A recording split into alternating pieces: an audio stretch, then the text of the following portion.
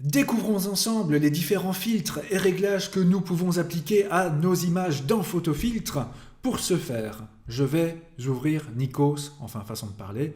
Voilà, je clique dessus, il sera parfait. Alors, vous avez ici ce que l'on appelle la barre de filtre. Alors, si vous avez pris une photo qu'elle est un peu trop lumineuse ou un peu trop sombre, vous pouvez facilement jouer avec les différents outils ici. Tout d'abord, l'outil luminosité, donc un peu moins lumineux, un peu plus lumineux, comme vous pouvez le constater. Ensuite, le contraste, c'est-à-dire l'intensité des tons clairs et sombres. Donc là, vous voyez, on a moins de différence entre les tons très sombres et très clairs, tandis qu'avec plus de contraste, là, en gros, le noir est plus noir, le blanc est plus blanc encore qu'au départ. Donc voilà, j'ai réglé mon contraste. Vous avez ici la correction gamma. C'est une autre forme de contraste en quelque sorte. Je ne rentre pas dans les détails techniques, mais vous voyez ici, cela permet de bien éclaircir le visage sans trop toucher au reste, ou alors le contraire, d'un peu l'assombrir en jouant sur d'autres tons de l'image. Alors ensuite, vous avez ici la saturation. Alors la saturation, assez utile si vous voulez vous donner un petit coup de bronzage supplémentaire. Donc ici, Nico, c'est déjà très bronzé. Si je mets de la saturation en plus, il deviendra très vite orange, comme vous pouvez le voir. Donc n'abusez pas. Au passage, petit truc, vous avez ici le bouton annuler. Voilà, pour annuler les derniers réglages.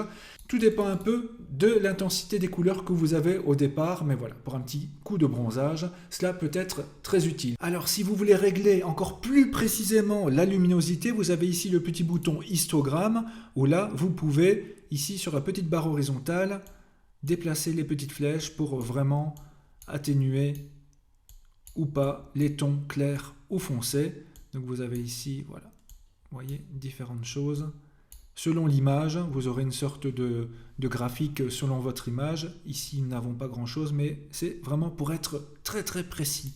Même chose, vous avez ici le bouton réglage, où là, vous avez la combinaison des 5 réglages que nous avons déjà vus ici dans cette vidéo. Voilà, un peu moins de luminosité, un peu plus de contraste. Et alors, petit conseil, cliquez sur aperçu direct pour voir directement le résultat de vos changements. Voilà, comme c'est le cas ici. Donc dans une seule fenêtre, vous pouvez ainsi régler tout cela très facilement si besoin. Alors ensuite, si vous manquez vraiment de temps, vous pouvez laisser Photofiltre décider lui-même du niveau de luminosité et de contraste. Bon, ici la photo était très nette, donc il n'y a pas de grand changement, mais ainsi il pourra essayer d'atténuer les choses de manière automatique. Maintenant, rien de tel que de le faire manuellement, ça je vous le promets. Alors ensuite, si vous voulez tout simplement transformer votre image en noir et blanc, voilà le petit bouton ici niveau de gris, clac, vous pouvez, ici on va cliquer sur aperçu direct bien évidemment, voilà la photo est transformée en noir et blanc, parfois une photo peut être très moche en couleur et tout à coup en noir et blanc récupérer de l'éclat, mais vous pouvez aussi choisir d'autres choses, vous voyez, un peu plus clair, un peu plus foncé, maximum, minimum, pour vraiment avoir la teinte que vous désirez. Et voilà, c'est très sympa à faire et cela peut vraiment donner du cachet à vos photos. Très bien. Ensuite, vous avez la possibilité, grâce au sépia, de légèrement jaunir un peu la photo. Ici, c'est même plutôt vert que jaune. Tout dépend aussi de la couleur, des différentes couleurs de votre image. À vous de tester un peu. Mais si vous voulez vraiment avoir l'effet de photo ancienne, alors ce bouton-là, vous voyez, jaunit bien l'ensemble de notre photo. À vous de tester évidemment ce qui est le mieux pour vous, tout dépend de l'effet que vous voulez donner. Donc voilà, si jamais vous êtes décédé, vous pouvez très bien jaunir votre photo.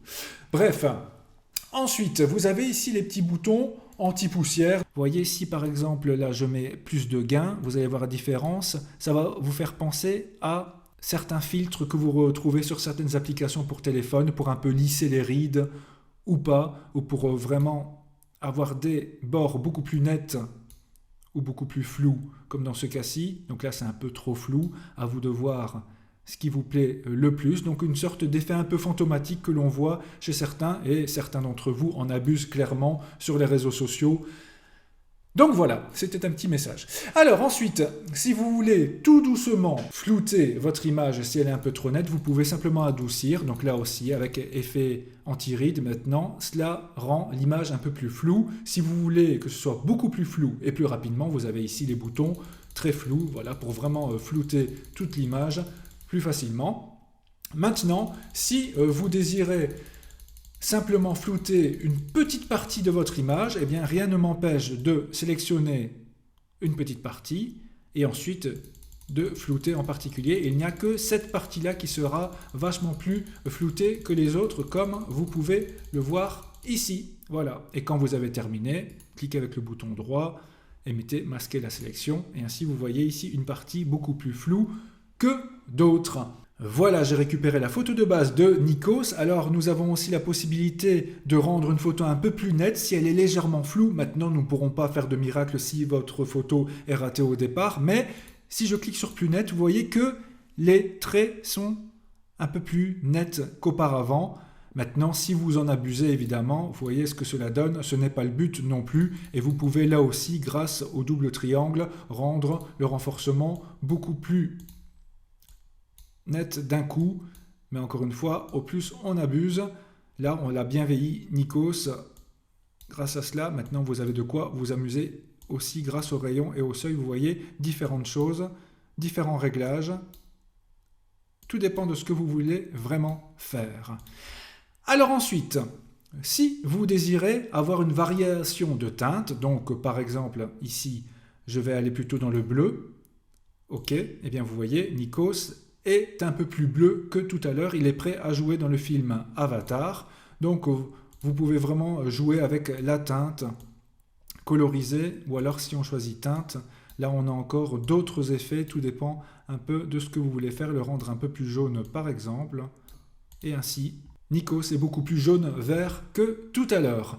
Alors, si vous voulez ajouter un filtre dégradé sur votre image, vous avez ici le bouton dégradé.